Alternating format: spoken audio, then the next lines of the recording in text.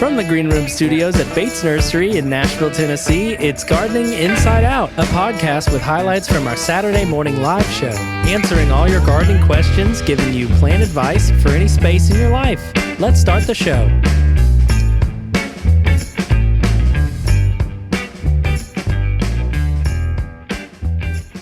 Hey y'all, it's Tyler Blankenship. And yeah, it's just me in the studio today.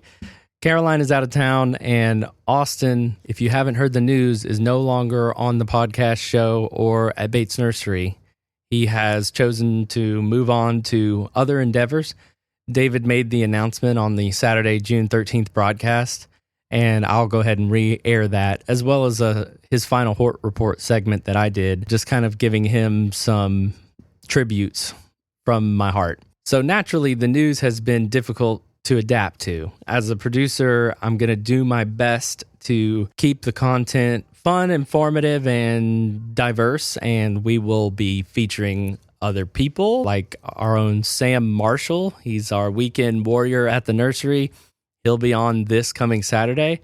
And to step in for Caroline and Austin this past weekend, we had Chapman and Sara Bates returning from her very first Gardening Inside Out appearance the previous week. Moving forward with the podcast, we will work to make special focus episodes and get certain interviews. We are still in the midst of planning on that, but for now, you can expect the same weekly recap of the Saturday morning show in audio form. So before I go, because I am going to make this intro brief today, I just want to talk about pollinators. You know, June, and I don't know if we mentioned this right off the rip, but June is pollinator month.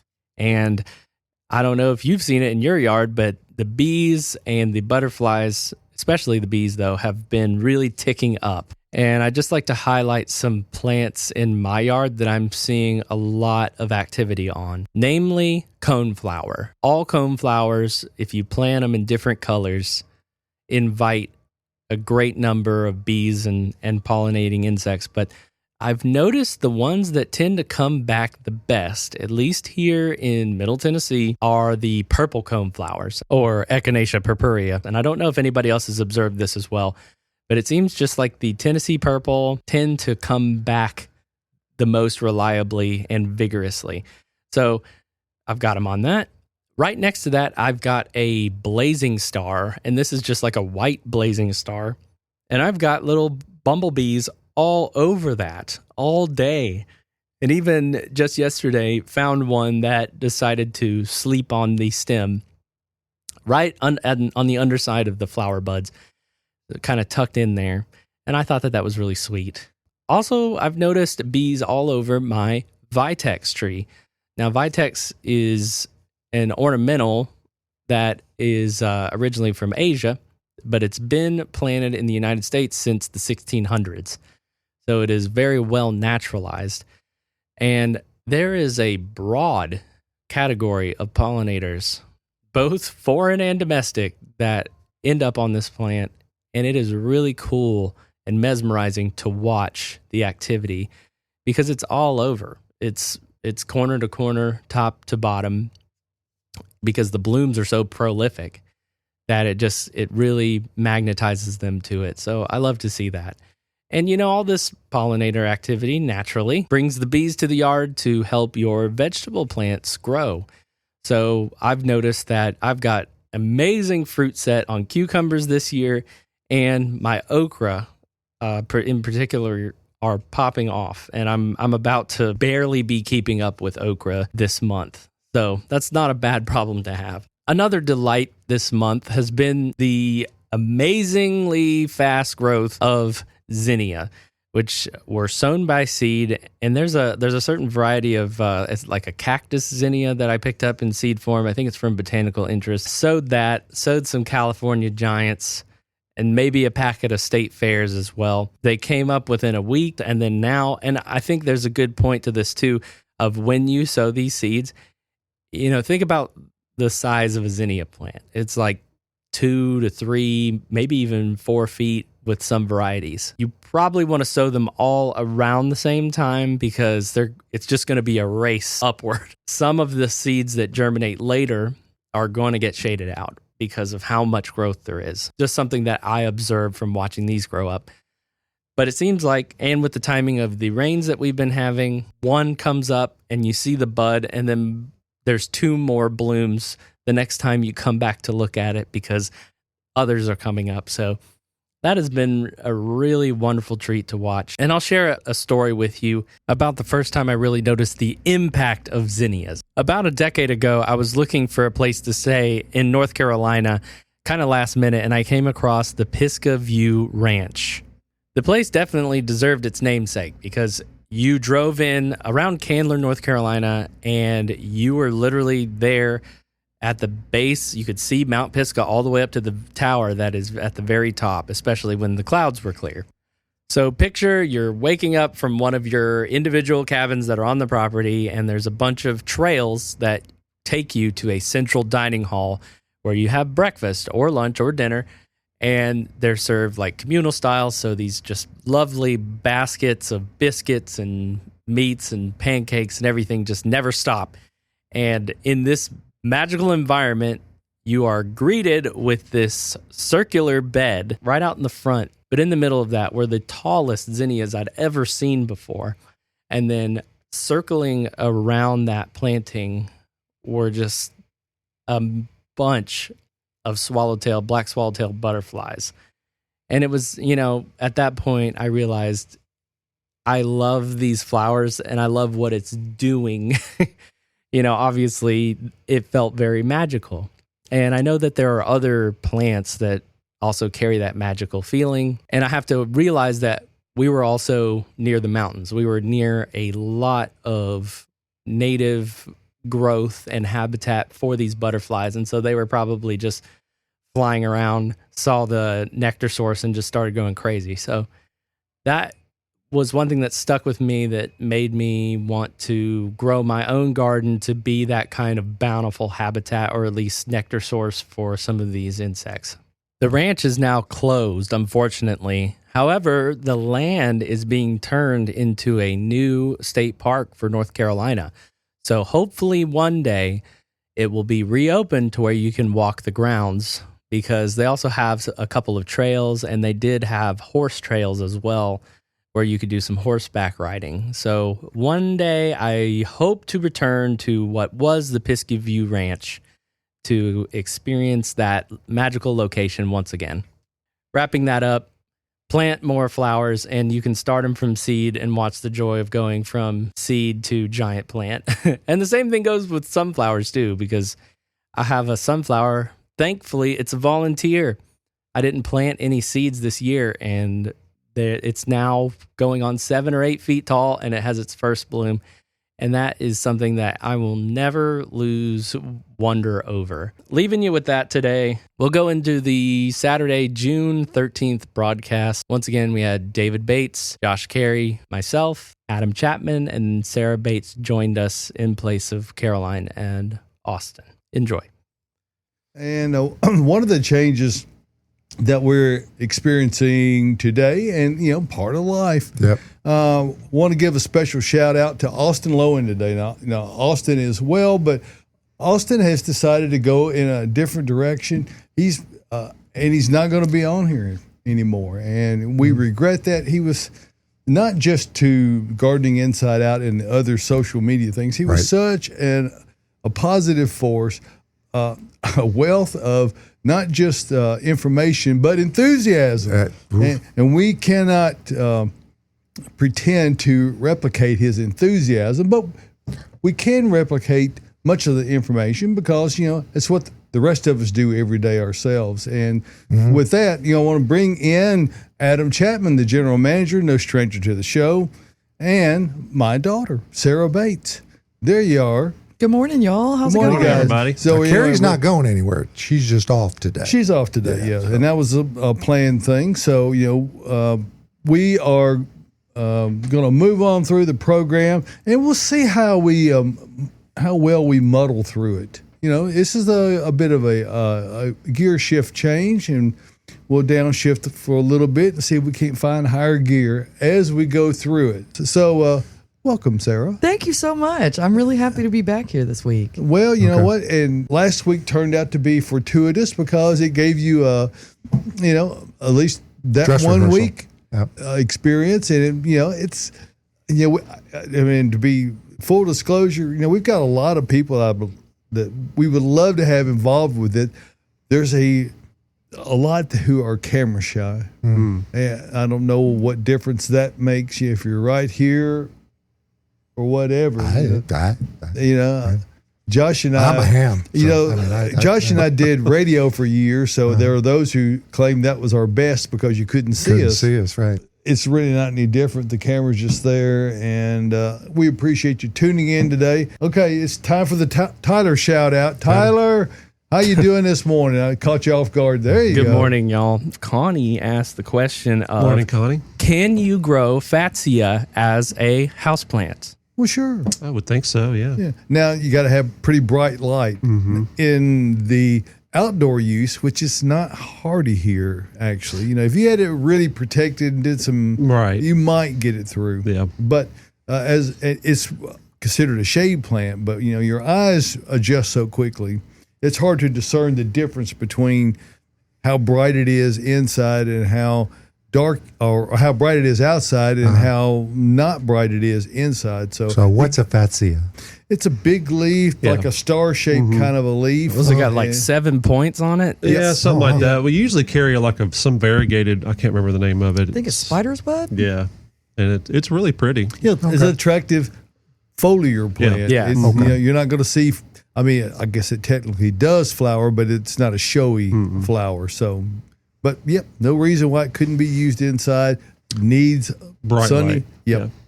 And then let's go to Mary. Mary's asking, Mary. the voles got to the roots of my camellia and it is not looking good. I pulled it up and potted it with biotone root stimulator and food. The leaves are mostly brown, but the stems still have flexibility. Any suggestions on saving it? Help! I think you've done everything you can, pretty much. Other than blessing it. And, one of the things you could do is when you're transplanting it is use one of our fine Earth Mix garden products. Enlighten. Enlighten if you need to. Keep the bowls out. Right, because it is an expanded aggregate material, and it cuts their little feet. They won't dig through it. And also, it's an additive to other soils in order to make the Proganics O, for instance, has it in there. It helps to promote drainage. I've seen people use it as mulch. So if you put it all over the top of the ground, it's very effective at keeping voles out and other rodent-like creatures. Actually, Volunteer Gardener did a little highlight on using expanded shale. Marty DeHart came out and did that example, so you can find that on their YouTube page. Yeah, and big shout out to Marty, a long-time friend, and always appreciate getting to work with them. It's never a bad time of year to add Earth Mix to your garden. Earth Mix garden products are sustainably sourced, living soils and amendments crafted to give you the best success for your gardening efforts. Establishing a raised bed? Use Garden Premium Topsoil Blend for an excellent performing growing medium for flowers and vegetables. Amend your gardens with their supernatural compost, with all the nutrients needed to recharge existing soils. For houseplants, their Proganics Indoor Grow Mix is a fantastic potting medium that will feed for up to 6 months without the need for additional fertilizer. Earth Mix is sold only at independent garden centers, so head over to earthmix.net/find earthmix to locate one near you. Success begins at the ground level when you use Earth Mix garden products.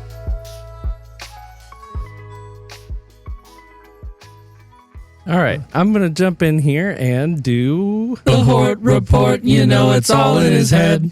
Yeah. And this will be the final time you hear the Hort Report. We're going to retire the Hort Report, and as we find our new footing, we will work to come up with new segments. And we're going to. Yes, as the producer of Gardening Inside Out, I just felt the need to jump in, and in light of David's earlier announcement about Austin moving on, I thought it fitting to talk about the wild horticultural phenomenon that he is.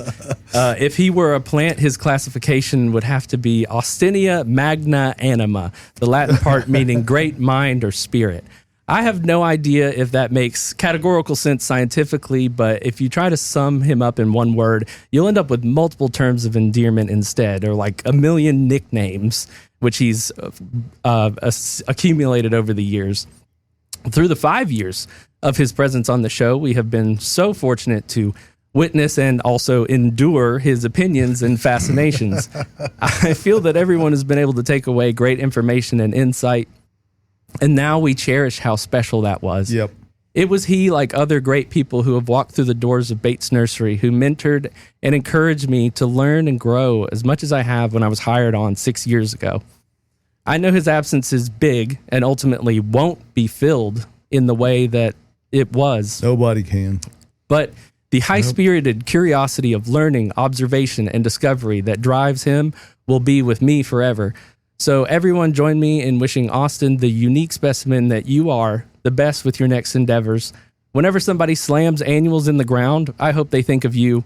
Whenever corn tassels, I hope they picture your excitement. And when we can't think of any descriptive word other than money power, it's owed completely to you. As your friend and colleague, thank you for all the great years together. And I love you, Kev.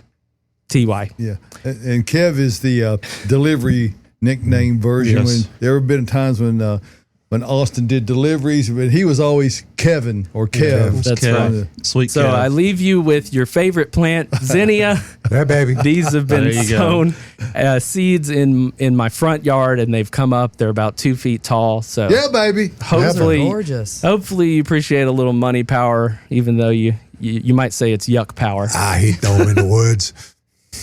Those So are fantastic. thank you for that, Yes, thank Tyler. you. Thank And you, Tyler. very appropriate. And again, we wish Austin the very best. So where do we shift from here? We're going to go back to some more questions. We can go back to questions. We actually have a question from Gina. Good to hear from you about her Meyer lemon. Why would my Meyer lemon baby lemons be turning yellow and falling off? The baby lemons. I actually have this issue with my own Meyer lemon, Gina, and I really don't know the explanation right now. If it's a younger plant, it might just be struggling to give all its energy to producing this fruit and not keep growing to the size that it needs to be to actually sustain it. That's the only thing I can think of. What I can say is the only citrus I have is a flying dragon. And I've got it outside. Obviously, it's a native. It's a Ponsyrus. Yes, it's growing gangbusters. And I had at least 3 or 4 dozen fruit at the beginning of the season, and now I have like 3. Wow. So I think it's a protective thing for the plant where it's like, hey, I can't sustain this much, so I got to drop it off. So that will be my guess. So once it gets more mature, it will likely, it's definitely going to support more growth and more fruit. So. Yeah, and one of the things that citrus can be a little finicky about is, you cannot keep them continuously wet. Nope. If it's a Right. little wet, that can cause the fruit to rot off because it's going. I got to do something. It won't unfortunately push all that into the fruit production. So that could be a possibility, and that's the difficulty in answering these kind of questions is that, if we saw the plant, we might have a more definitive idea, but you can't have too much sun. Now, if it's been growing inside, you can't go out to full sun straight Immediately, with it. no. You can't do that. You've got to be able to transition it into mottled shade, because even in mottled shade, it's brighter than it is indoors. Right. So there's a lot of little They're things tough. to think about. I'm just going to tell you, I have had zero luck with any of them. Yeah, it's just I think it probably has. It's just there's so many things they're sensitive to. Moisture, temperature, light. harsh talking to them. If you've had Yes. any aphids on them Yes. too, that Oh, can my God. rob them Yeah. of some Yeah. productive capability. What I would say is just keep it as healthy as you can. Use the citrus tone, and try to keep it in as much sun as you can. And as it gets bigger, pot it up if it's in a pot, or just keep it in the ground and let it get bigger. Because I covet my next door neighbor's Meyer lemon. Well, it's huge, but and a beautiful plant. Yeah. Does you have fruit on it? Oh yeah, all the time. Every year. Well, I think there are suggestions against coveting. I think so. neighbors. In I some don't know if book, lemons- some I book don't know somewhere. if- Might have been a book about it. I don't Is know there an if- exemption for lemons? Yeah, I don't know. There could Except be. for lemons. It's not. So okay, well, I think My we've twelve covered cents that. look Yes, life has given us lemons and more questions. Yes. And this is actually a statement from Joyce. Good morning, Joyce. Morning, Joyce. Josh, as I was unloading the azaleas I brought on my third trip to Bates this week, thank you, Joyce, one of those spiders ran across my back seats. My hands were full of plants and my seats are black. Yikes, I couldn't find him. The lease on my car is up in 2 months, but I think I will turn it in early. Oh, Joyce. That's fun. That's phenomenal. And Josh and I got to Involuntary talk spider. with Joyce Yes, last we week, did. and it was very nice to put a face with a lovely lady, and obviously a really avid gardener. Yep. But yeah, Josh shared his experience with the bite syndrome, and he's a little bite shy these days. That just set off a bug bomb in the car before you turn it in. There you go. There you go. There you go. All right. And Remember those, Adam? I mean, Oh, I the do. bug apartment? bombs. Oh, yeah. Matter of fact, we They still around. for many years, commercial they have these Nicofume, Nicotine. or Foggers. another one was Tedion Dithio. I don't know why they needed to name it that, but I that's don't what it know. was. And you Why does essentially, that sound like slang? It sounds, It sounds like a it Harry sounds Potter style. Italian. Yeah. and you have to punch a couple of holes in this can. It's like a soup can size, and you light this thing that looks like a sparkler, but it's like really fat, and you stick it from corner to corner, and then you set it on the floor and you And ran. leave. And you leave for 12 hours, and then you open doors and let it vent out. So those are effective. We They don't get use hot though, so you really we wouldn't don't want- use those anymore because no. it's very toxic. Yes. And we avoid all that. But back in the day, Yeah, buddy. it was if two's good, then four's got to be better. One in every room of the apartment. Guess Teddy's not on video anymore, right? No. Growing up, I would what it always sounds see in media, the houses being tinted with the tarps and that going on. I don't Yes. think I've ever seen that in real life. Oh, go to Florida. Okay. Oh, Let's yeah. go. Go to Florida. Yeah. Plenty of tents. All right, we got a question from Cindy. Good morning. Morning. Miss Andy? And is there such a thing as a real dwarf pink shower weeping cherry tree with long flowering limbs growing no taller than 6 feet? Well, I think what you will find is the answer is not really. Now, what you need to find is a lower grafted cherry. A lot of times, that is really what determines certainly the beginning height of it. We get them and they're grafted at 6 foot usually. Sometimes they're a lower graft, but And the graft material can vary. Yes. And I'm trying to determine which is subrotella and subulata, Right. but the one of those grows much more pendulous than the other. the white one, the really, really, really blush pink, white, basically white, that's the one that is to me more pendulous. Right. The pink Hygon cherry They is, shoot these they runners. shoot out, and so they're going to be very difficult Yes. to control. Yep.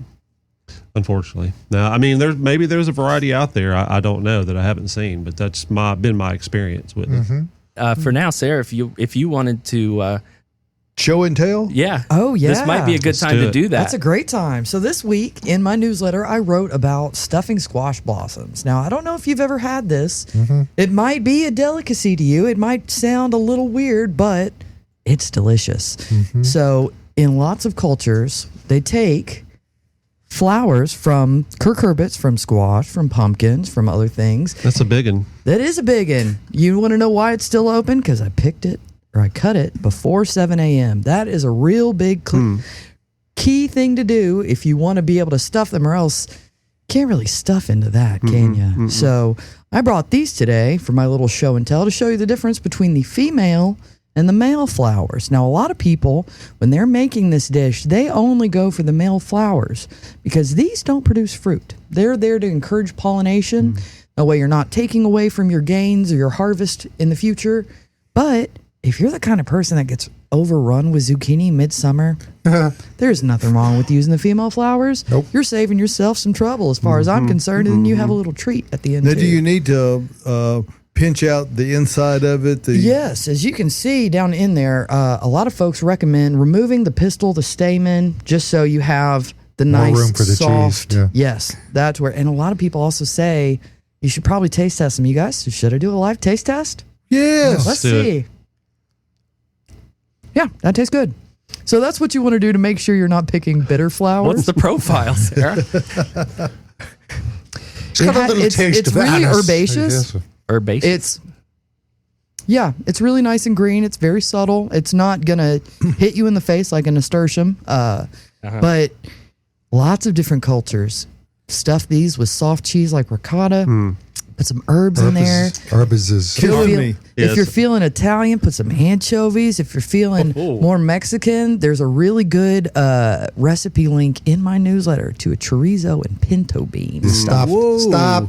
Yeah, I was really hungry the entire time I was writing this newsletter. So I'm hungry right now. And you will impress the company if you bring out the fried squash blossoms, There you go. babies. absolutely, I I've only promise. seen them one time in town at Little Hats, and it was a very limited thing. So if you find them on a menu, you better order them. Try it. Yeah, and this is the time of year where that's going to become decidedly more likely simply because the squash are blooming. And to your point about not needing exclusivity with regard to male or female flowers, you get so many. You're not going to grow all that fruit to its ripening stage.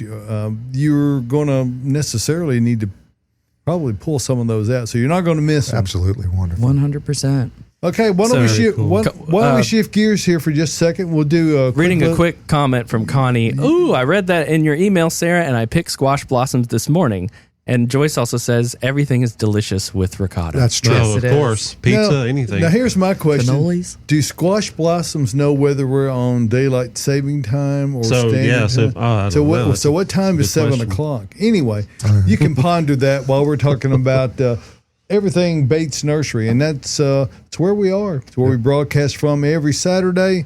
And if you can go to the website batesnursery.com, and there's a banner that says a Nashville tradition, and that all started with my grandmother. And that slide will be back around in a second.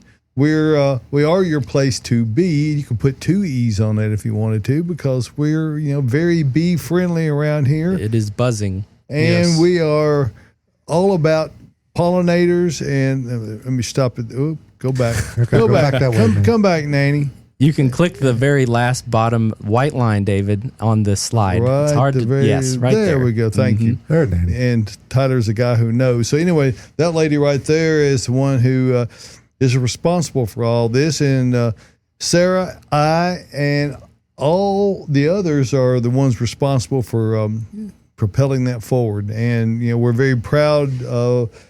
I'm just extremely proud to be a business that was founded by a woman, particularly when you're given it was in 1932 in the height of the Depression. Pretty amazing woman. And Nanny, as all of us grandkids called her, Yep. she was a really special lady. I wish she was able to be with us today to see what we've done to try to keep her memory alive. And, the thing that she really was a proponent of is what we talked about earlier, is the relationships. Now, we don't have flex pricing like she used to have. Make a deal? Yeah, but she would size up people. The lawyer Brown paid a higher rate than Mrs. Jones, who was a widow with 3 kids. She would, she Very would, fair sliding scale. and at that day and time, they were just trying to make the sale. So anyway, that's the way my grandmother rolled. Since 1932, we've been bringing Nashville and Middle Tennessee the greatest selection of plants, the most diverse selection of plants, the highest quality plants, everything you need, including Earth Mix garden products to grow them to your very best. And last but not least, the expertise to help you figure out what's going on in your garden, how to get the right plants in the right place the first time. We don't believe in landscapeicide here at Bates Nursery. Now, if you see something you really like and you want to put it on your cart and take it home, we're not talking about that. But if you do that every time, getting a little plan together is certainly worthwhile. investment of time and perhaps a little money if you get a designer to do it for you. It'll also save you money because you won't put plants in the wrong place. And we all know how difficult those holes are to dig when it's hot. So come out and see us, Bates Nursery and Garden Center. Mentioned earlier, this is our next to the last Sunday for the spring season. So we'll be open tomorrow on Sunday from noon until 4, and then one more, which is Father's Day.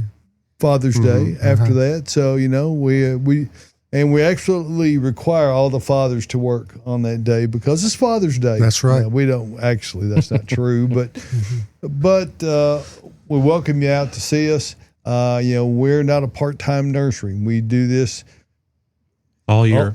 All year, every day. We're open. Come out and see us. You are assured of getting a selection of plants second to none. Come see us. Beautifying Nashville since 1932, Bates Nursery and Garden Center. And thank you for giving us a couple of minutes. Talk about that. Extol the virtues of my dear grandmother. I really lament mostly that Sarah never got to meet her great-grandmother. And nor did Sarah's mom, Renee, my wife. She didn't get to meet her either. She was an interesting lady. Tenacious. But hey, Connie, sweet. If you're going to use the air fryer, I'd check them first. I don't know that I would put them in the air fryer. I've only ever seen them prepared Yeah, Connie said in oil. she's going to try them in the air fryer. Quickly, Well, very quickly, and watch them go. there are plenty of people that do bake them. I Yep. mean, you can dip them in a little egg wash. It Yeah, doesn't have buddy. to be anything thick And and when you fancy say like a egg corn wash, dog. is that just whites? Is Just that what- beat up some eggs and dip them in there. little Maybe a you little can roll them panko, in some yeah. panko, some breadcrumbs. Yeah, panko, I even baby. saw one recipe where somebody dipped them in egg wash and then rolled them in cookie crumbs. Oh, there Stop. you go. What? What? I know, crazy talk. Sweet or savory? So try it. Let us know how it goes. I want to know. Yep. Yeah, that's it. Teresa says she's trying to keep the squash bugs away, and that's a big challenge. It is. Don't especially cook those. Do yeah, not cook they the probably squash won't bugs. taste And they good. are sneaky.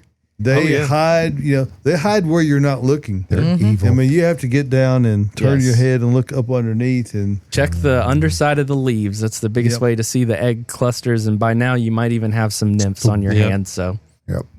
yeah, don't let them exist.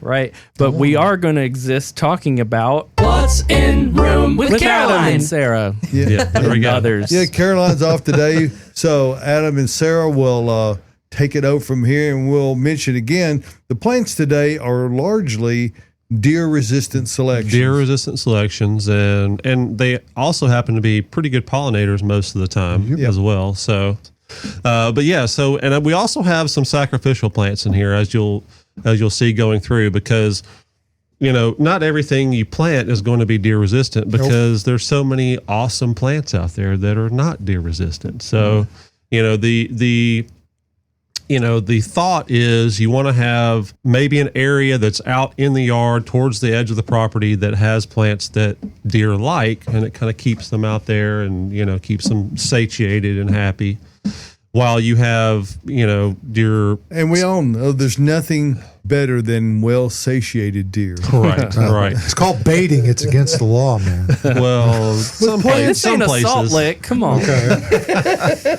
So we'll go through the back here. We've got a couple of crepe myrtles in the corner here. We've got, I think that is summer red. And of course, they'll eat crepe myrtles. The good thing about crepe myrtles is they grow so fast, they'll just replenish themselves. And many of them will get so tall that they get outside can't reach the reach. it. Right. So we've got those guys. There's a purple one in the corner there. I believe it's those are both kind of a semi-dwarf variety. And then we've got barberry, definitely deer resistant with the thorns on them. This is the gold pillar, Pretty. which And is that a nice upright variety. Particularly beautiful barberry. Yes. And then we've got the Elysium Florida Sunshine. So that they don't like those because of the taste, the overwhelming taste of. So if I've been misreading these Viking movies wrong, where they're talking about going to Elysium, that's not what they're no, talking they're not talking about going to this plant. Oh, No. okay. No. So very, very deer resistant and evergreen as it happens to be. Wow. Nice, just really like nice foliage. just like the plant next to it. This is a new Federbush or Lakothaway. So pretty. It's beautiful. It's called Paisley Pup. Okay. And then we've got in the center there, we've got our hedgehog plum yew cephalotaxis, which are inherently deer resistant as well. They're kind of toxic, I think, to them. So They are. They'll eat them once. yes, exactly. They'll get a bellyache and they'll move on. So down in front here, we have some perennial selections. We've got most ornamental grasses. Yeah, so most ornamental grasses are going to be. So we've got some right here. We've got some little blue stem. So we've got that. That's we've also have Nepeta, this is the new one, Cat's Meow, Which is catmint, right? It's catmint, which is most deer resistant plants are resistant because they have very strong scents or taste, Right. and their olfactory senses are very, very sensitive. So it's actually painful for them to smell a lot of these. So that's why they give them a pass. So now over here we've got our pulmonaria. This is shrimp on the bobby. Amazing. What a crazy plant name. So that's a good shade foliage plant. They don't like, so this is kind of a rough Got sandpapery fuzzy. foliage. Yeah, it's kind of fuzzy. They don't like that either, so they'll kind of They're picky nibble to on be it so- and keep going. So now one of the sacrificial plants we have here is this new Incrediball blush, which is incredible. Yeah, it is. It's beautiful. Now, it doesn't mean because you designate it as sacrificial that you're going to feel good about it. If No, you but eat it. actually, Tyler and I were talking to who were we talking to yesterday? Celeste. Celeste was saying that she has Annabelle. They love the Annabelles. They'll eat those to the ground, but they leave her Incrediballs alone. Now, I don't know if that's I don't know. very strange. It's a good Yeah. anecdote. She said it's been for like 4 or 5 years. Wow. So. Well, I have Annabelle. 11 years. That's what she said. Well, yeah, maybe it was. mercy. Maybe it was. I don't remember. They've kind been of eating her Annabelles. I kind of live in the city, so the prevalence of deer is not as lower. great. It's Yes. not non-existent, but they've never touched mine. Right. Yeah. So, and I don't have any Incrediballs or whatever at my house. I do have some. Well, you'll see later what I've got. Hopefully, then we've got some. This is Tom's Dwarf or Tom's Compact Clethra. It's a white blooming Clethra. Beautiful flowers, just about ready to bloom. Do you know can anything see. about Tom?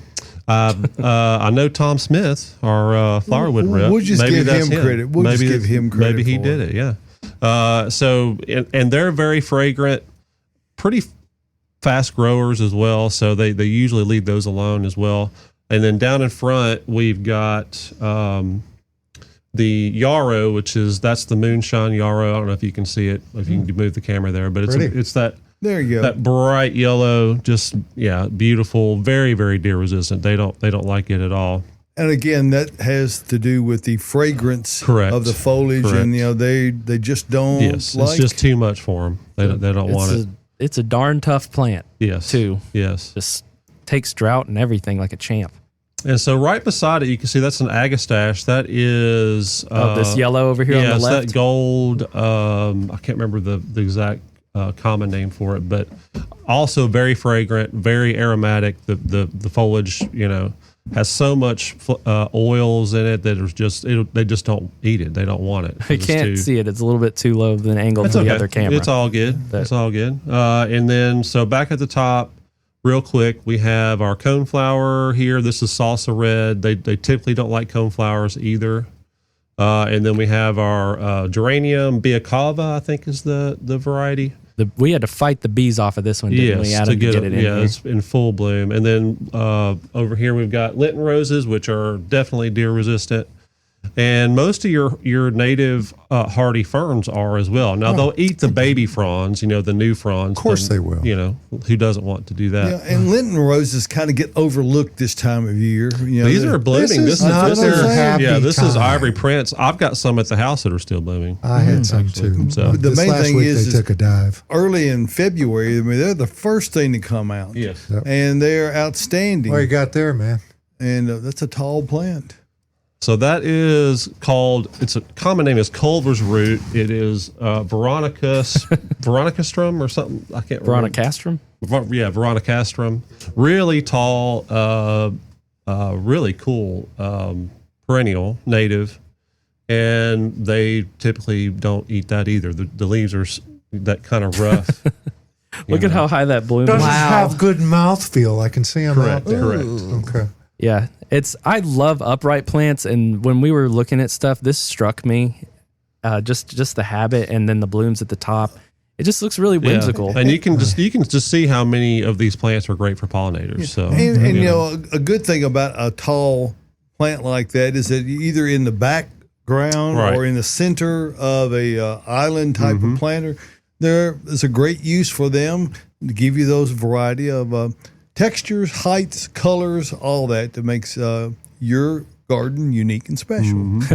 Joyce chimed in, but the rabbits do like coneflowers. Yes, they do. we're not Beware talking of about that. rabbits. Well, Yeah. everything eats something. Yes. That's another issue. And then Jack Lynn says, I have lentils still blooming Yeah. as well. So Awesome. That's awesome. enjoy that long bloom time. Yeah. And then let's go over to Adam Chapman's garden. Yep. And this is his Adam Burton Memorial Garden Right here, yes. It's I had to wicked. get the Vitex in there. And- It is all Vitexes. I've seen them around town. They are just Stunning. Mine are insane loaded. right now. Yeah. You kind of got to let your eyes And unfocus to let see me all tell the you, bee activity. that thing is 10 foot tall right now. I've cut that thing back 6 or 7 times. Wow. Just almost to the ground. That's amazing. And you know they're a great alternate plant for crepe myrtle in many Yes, and applications. that's kind of how I've got it. It's at the on the corner of the house right there. And then let's look at your fruit yeah. production. Yeah, How about so that was last night. I went out. I was like, I'm just going to go see what I can pick. And I've got all kinds of peppers coming in. I've got my bush beans. That's my first Cherokee purple there in the middle that I just picked last night. And I then got one coming today. Yeah.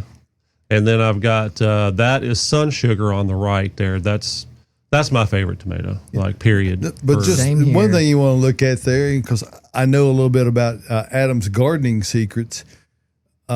He goes back in every year and puts about a 2-inch layer of earth mix supernatural Yeah. over the top of it and tills it in. Yeah. And you look at the foliage. How much fertilization have you done None. beyond that? Zero. None. That's Zero. just what you get when you keep Yep. the soil in a healthy state. The plants are able to uptake the available nutrition, and you get lush, much more insect and pest resistant Yeah. plants. Yep. That's Yeah. right. Now the pots. So the Cherokee purple is in a big 30-gallon pot. It's Proganics O Okay. in it. Yep. So I've got a question from friend of the program, Miriam Mims. Hey, it's Miriam. Such a everyone good- should have their own jingle, but So good. Miriam must have one. Absolutely. Miriam asks, I'm repotting a Japanese maple. What is the best planting medium? Proganics O, Yep. my opinion. Yep. And it's on sale, Miriam? Yep. Yep. Come get it. 25% off. Come so, get it. God, Lisa asked, cocoa much? Is it good? Only if you like to attract bugs. Yeah. I mean, as far as the plants are concerned, they don't care. It's. No. I would say it's neutral. Yeah, they don't care. Cocoa It's much smells great. Are we talking like the Cocoa COCOA? Yes. Cocoa. Yeah, and the problem of it is that when they extract the cocoa nut out of it, what's left is this resin, cocoa butter, that's in it, and it's very attracted to insects. Critters. And it smells wonderful. I mean, it's by far the best smelling mulch you can use. Naturally brown. But it never gained widespread. We sold it a number of years ago, and the problems with it began to show up. And the other little thing, when the cocoa butter begins to run out with heat, and it binds them together, then you have a range, You have and chunks then of it washes Yeah. out a chunk of it Yeah. that you can't put back Yeah. together. So it's Go to Hershey Park in Hershey, Pennsylvania. It's amazing. Yeah. Yes. you know, Oh. Right next to And the that's- Hershey Park. That's I where would say it's it's best one, used. yeah, it's one of those things where let somebody else use it and enjoy it in somebody else's garden. Also, probably not good if you have dogs. Right. I've heard some horror stories, but to each their own. about the dogs. So they eat it. Or just, Chocolate is I not just good for heard some puppies. horror stories. In general. Both. Okay.